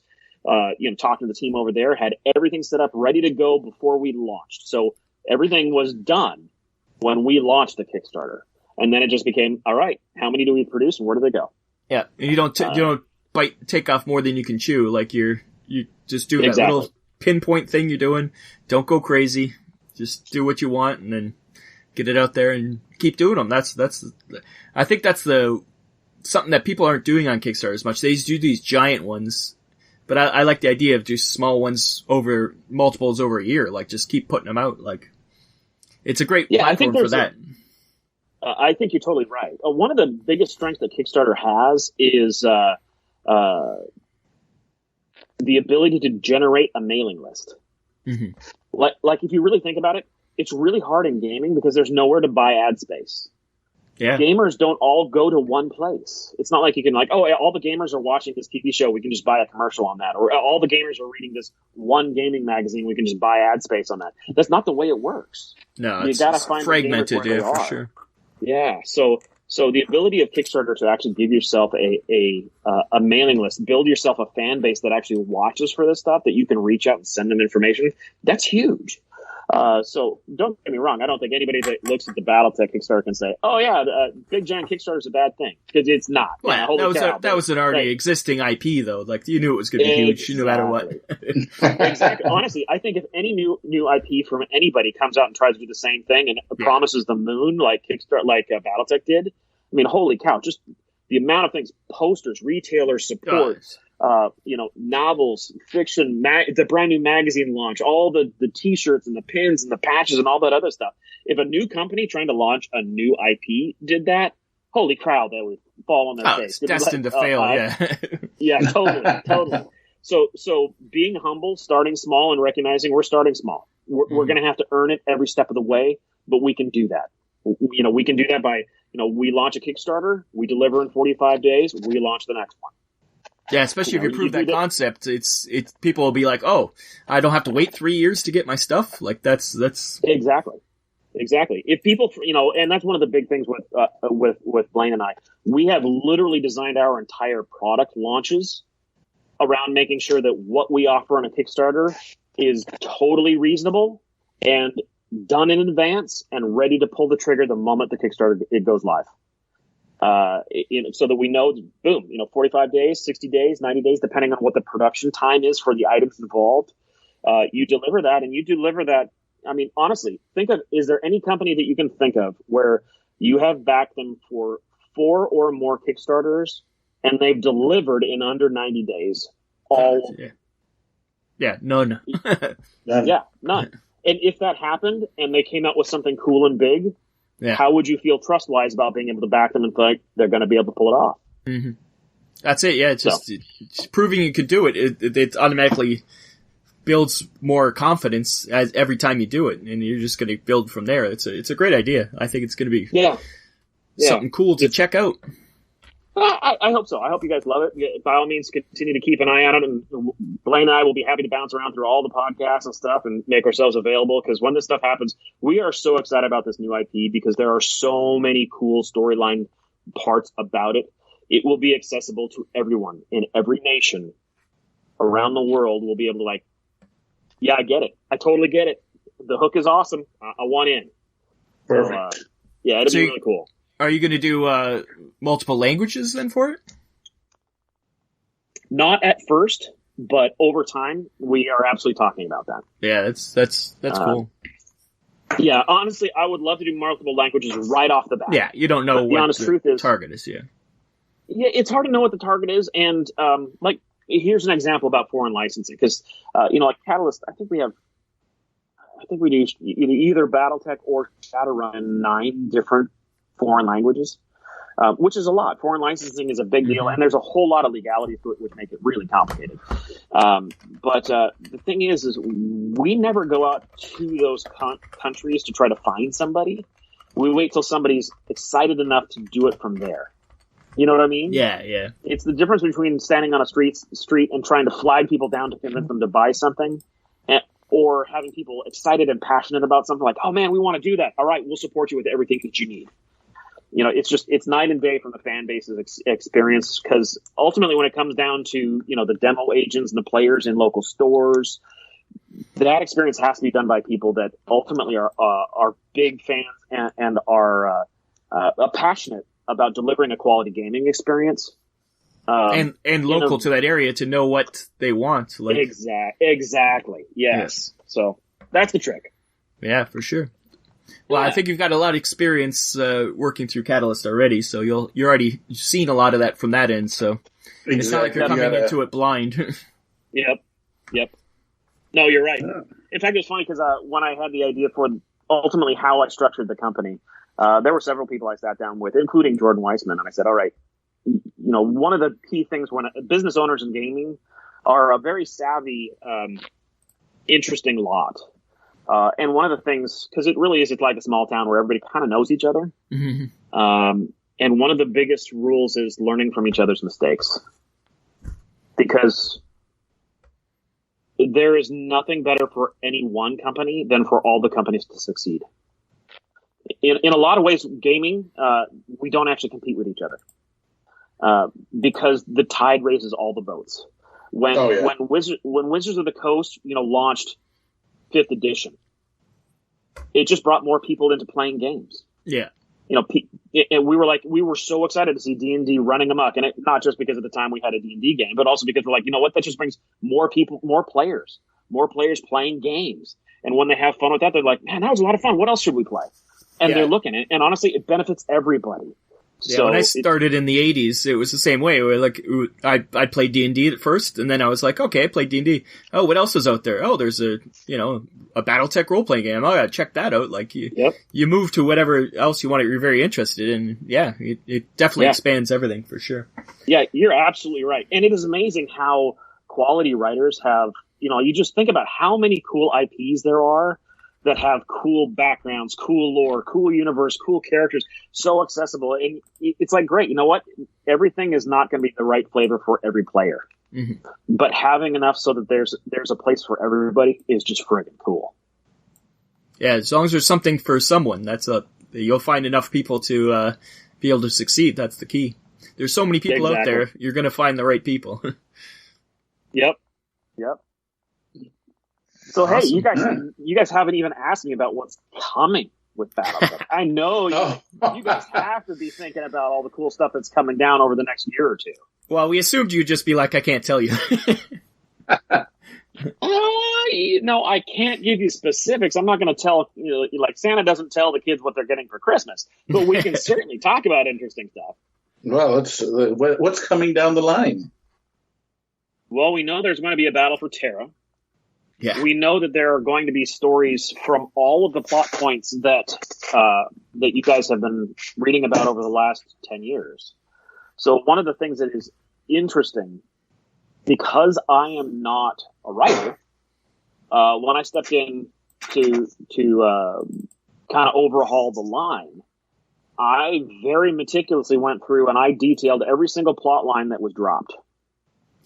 And then I reached out to the creative team and said, all right, everybody that has a plot line that got dropped, send it to me. So, like, when I hand things off to Ray, it was like, here's the list of plot lines that we have earmarked to do something with, and here's where we thought we were going to go with them. But we are absolutely planning for, it doesn't matter which corner of the universe within Battletech that you love, it's going to get stories. It's going to get attention. Stuff's going to be happening, and you're going to want to be playing for the battles there.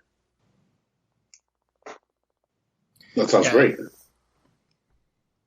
There is just so much. It's such a big world. There probably is hundreds of stories that just are plot lines that have just been forgotten about, so you can there's always something, right? There definitely is. It was interesting though, because some of them are like, okay, this story was presented to us this way, but it couldn't possibly work that way. You know what I mean? Like the guys that's like, okay, well, if you do the math, there's no way that could. Like, one of the ones that always struck me was we have the storyline of House Kurita hiring the Wolf Dragoons to invade House Davian. And it was so spectacularly successful. We know that happened. But there are very few fans that I've ever heard voice or try to figure out, actually, how is that possible? Yeah, that's right. Because, how did that come about? Yeah. Yeah, not only how did it come about, but really the Dragoons weren't that big. When they invaded House Davian, they invaded with more and better forces than they had.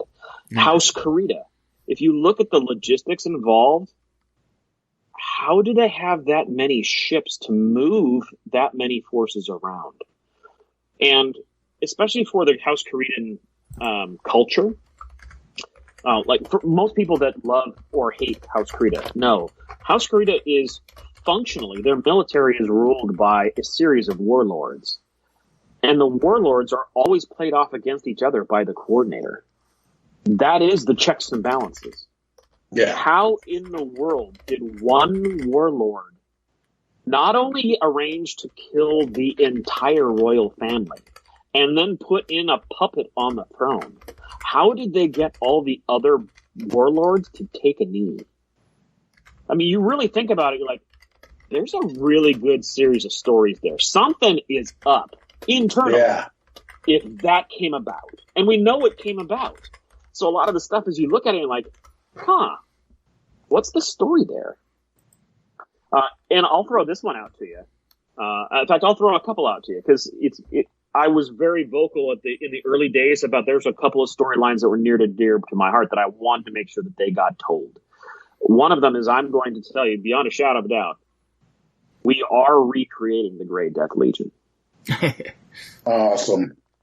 And you are going to see the very first shot across the bow in Legends. Oh, okay. The Death Legion will be reborn. Yeah, I know there was some hints of it in there with some names. Yeah. So there's a big one. Here's another one.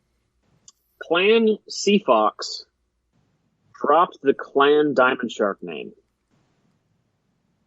It was noted as a footnote. We have never seen what... Are you really trying to tell me that a clan had a total cultural change? They're like, yeah, we don't like that anymore. Yeah. Yeah, I'm like, I'm sorry, I can't... How did that come about? What had to have happened? And really, if you think about it, there is only one way that I can think of that would have happened. Now, just so we're clear, I don't actually know. The feedback, the authors have not crafted this one yet. But there is only one way that I can think of that would have happened. And that would have been an internal civil war. Yeah. We have never seen a clan have a civil war. Oh, yeah. Think about it. Yeah, but you really think about it, and think about how fractured. Now they're all in IMAGs. Their entire clan structure is different. They now live in space, and they're nomads for a reason. Yeah, something happened. Yeah, what went down there? I want to know that story. That's an interesting read, yeah.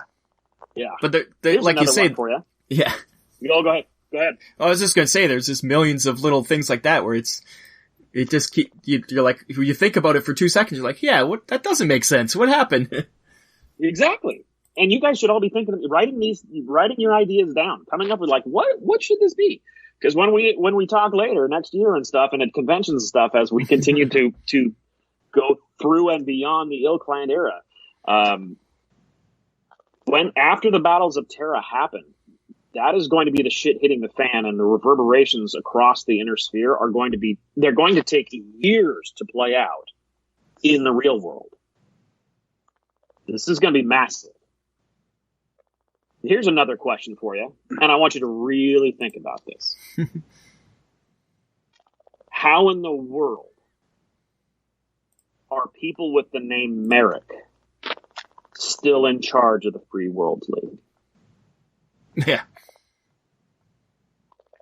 Like, how has nobody risen up to take that place?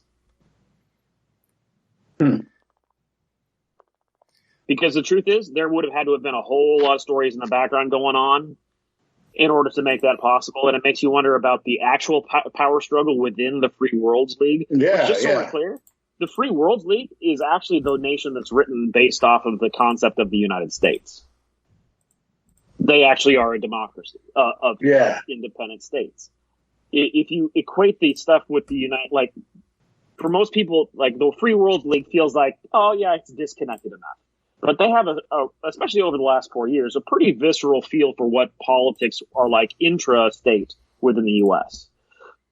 Really start infusing some of the U.S. power struggles that are going on in the real world, using that as your frame of reference for what's going on in the Free Worlds League, and you'll start seeing that there's some great big gaping plot holes that we have clearly not been told yet. What's going down there? Yeah, what's happening in the Free World League? Yeah, seriously. So, and especially when you really wrap your head around, like, okay, so during the original clan invasion stuff, House Merrick was the military-industrial state that was built up to supply all of the materials to fight the clans. They are the ones that had all the factories, all the tech. Yeah. In fact, all of the tech from all the other houses was sent to House Merrick to be produced. They got it all. Then the jihad happened. Okay, I can see that they got taken down several pegs because of that. But you can't tell me that the people who were literally holding the keys to all of the tech suddenly lost it. I'm not buying it. Something is really, I mean, as tumultuous as the House Merrick space has been within the Free Worlds League for the last 15 years in the real world time, there's got to be a whole lot more going on there. It's a hidden army they forgot about. Yeah. Oh, yeah. And honestly, I think we only saw the beginning of it when Clan Wolf and House Steiner invaded Merrick space. That was the very beginning. And I think they were caught off guard because nobody had dared poke that particular bear. But it makes you wonder about the ramifications of they had lost a significant portion of the Free Worlds League. What's going to happen next? Oh. Right? Yeah, now all I can do is think about it. I know, right? Especially when you realize now all they're doing is that they're sitting right next to Clan Wolf. The Wolf Empire was carved half out of Free World League and half out of House Steiner. Gosh. Oh yeah, they're now shoehorned right in the middle between these two things, and I'm like, what would the Merrick nobles do? And just exactly how organized are they? Because that was one really fractured nation. What's going to go down there? Because that just looks like a powder keg ready to go up to me. Oh, it's a lot of stories. That's going to keep going, isn't it? Those are the three ones, huh? Coming down the pipe. There we go. We can expect those. So those are the three I'm going to drop on you. That sounds great. Now we're all excited. Again. Yeah. So, well, Brent. Here's another thing for you that'll also get you excited. And hopefully it gets you guys excited to play. One last thing. If you were to come up with a theme for the next era in Battletech, it's going to be it is the era of the mercenary. Oh, because when the events of the battle for Terra play out, I wasn't kidding when I said the shit's hitting the fan. Stuff's going to break. Things are going to fracture. There is going to be an arms race. There's going to be everyone with power is going to be scrambling to get military forces. Everyone without power is going to be scrambling to get military forces. This is really important from a real world standpoint. So I'm going to tell you why it's important. If you think about it, Battletech can be really daunting to new players because there's such a depth of knowledge. Yes. However, how do you get new players in to play the game? You put them in a little mercenary unit. Have them start from scratch. Oh, yeah. Almost every single video game has been, you're a mercenary unit. You're building up. And the reason is because that's how it's accessible. That's how you get new players into Battletech. One of the reasons why we had such a hard time getting new players into Battletech after the Jihad is that the Jihad started by killing all the mercenaries. Yeah. It made it really, really, really think about it. It made it hard to get new players in because they're like, how do I play? Well, you got to choose your faction. Oh, who am I going to play? Should I be? Yeah, here's these 17 books. Read these up and decide which faction you want to be. Sorry, that's a big hurdle for joining in. saying, all right, you're a mercenary. What do you want to fight? Where do you want to go? What do you want to do? And it makes it so easy for new players to get into the game. So we are very intentionally making sure that the events that play out in universe cause an explosion of mercenary units within the universe. So the storylines that go forward, you are going to see a huge amount of mercenaries. So when you're keeping yourself up at night, thinking about the way these plot lines are going to play out, they're going to be played out with mercenaries, and you get to craft your own. Yeah, that's a fun thing. That was always the fun bit about mercs in Battletech is you can use the big ones, but you can always just make your own and have fun with it. Exactly. Yeah, that's a good gateway. There you go. You had the gateway drug for the night. There you go. Yeah. Well, Brent, thanks for coming on, and we could honestly keep going on and on, but we need to save some for next time. And when your little special project comes out, we'll be more interested to see that. And again, it was a very much pleasure having you on, and great chit-chatting about what's coming on and what's coming up, and just hearing about the stories and art is very reassuring. Oh, I appreciate it. Thank you guys for your continuing support for Battletech, all that you do to keep the Battletech alive and thriving, being fans of the universe, and just being a part of the social awareness and excitement that is everybody surrounding the Battletech universe and getting in, rolling up their sleeves, and rolling dice, and shooting each other on tabletop battlefields. I appreciate you guys more than you know. So Battletech, CatalystGames.com. You can get all the books and models and everything from the website there, correct? Correct. What about your own website? Do you have one? Do you have a website for your upcoming project yet, or not yet? We do. It's creativejuggernaut.com. I'm sorry, creative-juggernaut.com.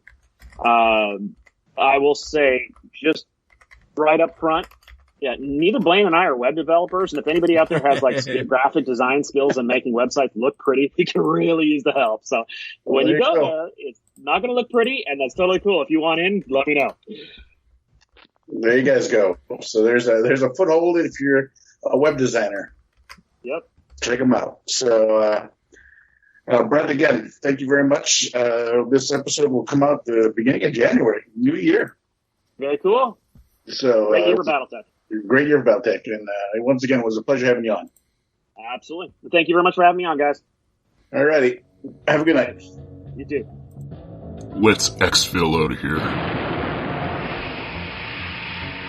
Wow, you guys, that was a great interview, right? Yes. Right? Brent, I admit, I was a little nervous, and that's why I didn't say absolutely anything at all. I had forgotten the guy's name, and it was just I couldn't think of any questions, and that's right. I didn't even join the Skype call. He gave us a lot to work with, though, and he gave us got us excited about some things coming up for Battletech and the new stuff that he's got coming out that are Mecha related. Yes, his new venture with Blaine Lee Pardo, so that's cool. Yeah, the link will be in the description to the new company, right? Yep. It's Creative Juggernaut is the name of it. So, yep, all that. And I'm sure we'll talk to him more once that comes out. So, he was a great guy. We've been real lucky with everybody we've interviewed. I'm always scared when we interview people that we're going to get somebody bad, and every time it's been great, so. Yeah. Well, it just to show that the Mecha community is a bunch of cool guys. Mm-hmm. And one of these times I'll be able to join. Yeah. If you couldn't guess, Brian wasn't actually there for the interview. Yeah, unfortunately, our schedules didn't line up as it were, but I'm really looking forward to listening to it myself. So, yeah. So I think with that though, I think that's a wrap. So we're gonna get out of here. Happy New Year, everybody. This has been Mobile Armor Radio. Join our Facebook group by searching for Mobile Armor Radio. Find us on Twitter @MArmorRadio. Find us on iTunes and visit our website, mobilearmorradio.podbean.com. Join us on the first of every month for more Mecha discussion.